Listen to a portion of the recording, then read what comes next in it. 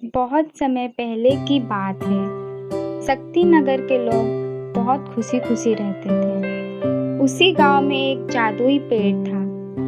पेड़ के पत्ते सोने के और फल हीरे जवाहरात से जड़े हुए थे।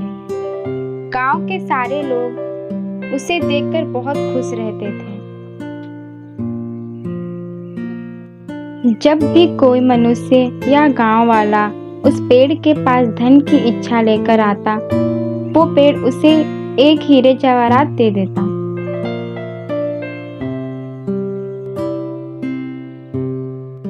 उसी गांव में एक रामू नाम का किसान रहता था, जिसके पास 2 गाय थी। गाय के दूध को बेचकर वो अपना घर का गुजारा करता था।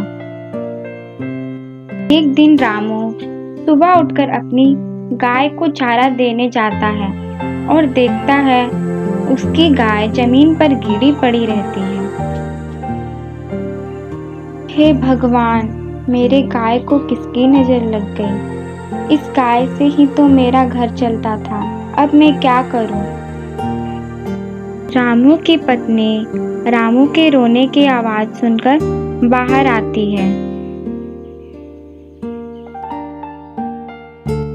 अरे क्या हुआ हमारे गाय को? अब हमारी गाय नहीं रही। भगवान ही जाने अब हमारा घर का गुजारा कैसे होगा। मेरे पास उतने पैसे भी नहीं है कि मैं गाय खरीद सकूं।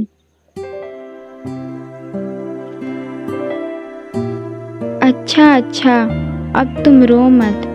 हमारे गांव में एक जादुई पेड़ है जिसमें हीरे जवाहरात लगे हुए हैं। हमें उसकी सहायता लेनी चाहिए। शायद वो हमारी कुछ सहायता कर दे।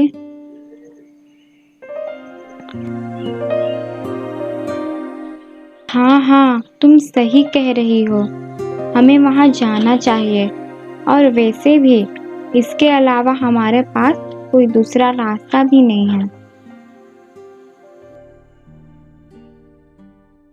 फिर दोनों पति पत्नी की बात होने के बाद राम और उसकी पत्नी उस जादुई पेड़ के पास जाते हैं। अरे रामू, ये तो सोने का पेड़ है।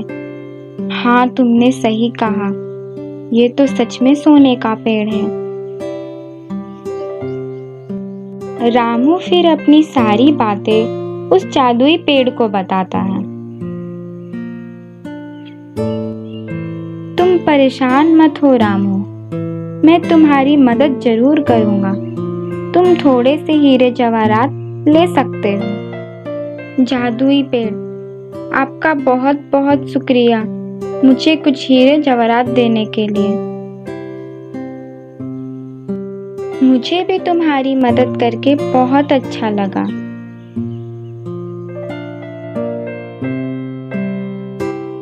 रामू और रामू की पत्नी हीरे जवाहरात को देखकर बहुत खुश होते हैं और उस हीरे जवाहरात को लेकर अपने घर चले जाते हैं।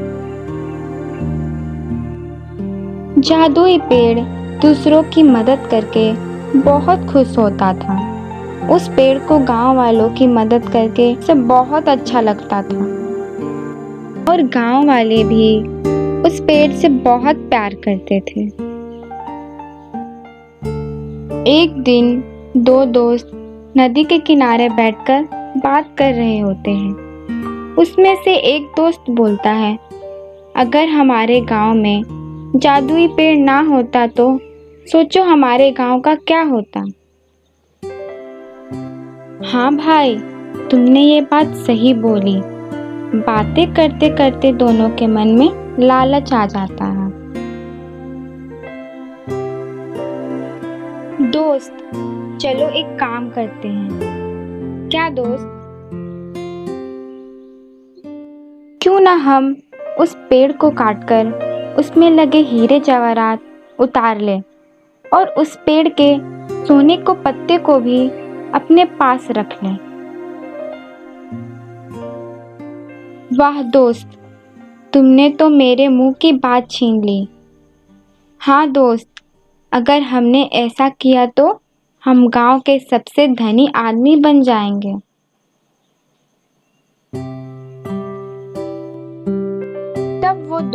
दोस्त उस पेड़ को काटने के लिए जाते हैं तो वो देखते हैं वहाँ कई लोग अपनी मदद के लिए उस पेड़ के पास आते ही रहते हैं।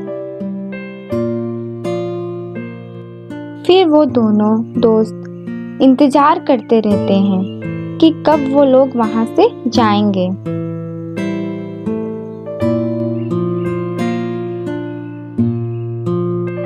इंतजार करते करते रात हो जाती है। फिर वहाँ कोई नहीं रहता। मौका देखते ही वो उस पेड़ को काटने जाते हैं। सब खैरियत तो है ना? क्या हुआ? इतनी रात को यहाँ क्यों आए हो?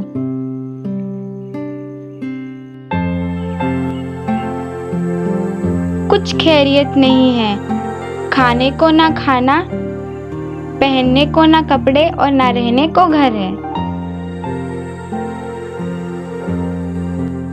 तुम मुझसे कुछ हीरे जवाहरात ले लो।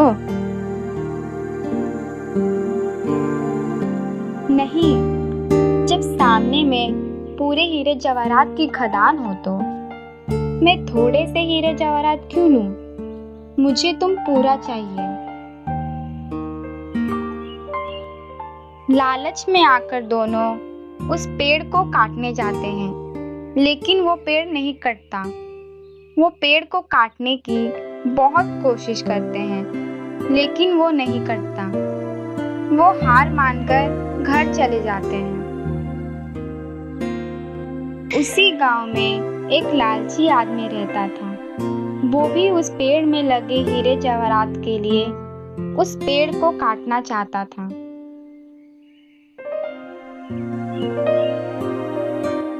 एक दिन वो वही दोनों दोस्त को पेड़ को काटने के लिए सुपारी देता है और बोलता है, अगर तुमने उस पेड़ को काट दिया तो मैं तुम्हें बहुत सारा धन दौलत दूंगा। वो दोनों दोस्त बोलते हैं, ठीक है, लेकिन वो पेड़ अगर नहीं कटा तब भी तुम हमें पैसे दोगे। वो लालची आदमी कुछ देर तक सोचता है, फिर बोलता है, मुझे तुम्हारी बातें मंजूर है। फिर वो दोनों दोस्त जब उस पेड़ को काटने जाते हैं तो उस पेड़ को काटते वक्त उन्हें रामू देख लेता है और लालची आदमी के साथ वो दोनों दोस्त भी पकड़े जाते हैं।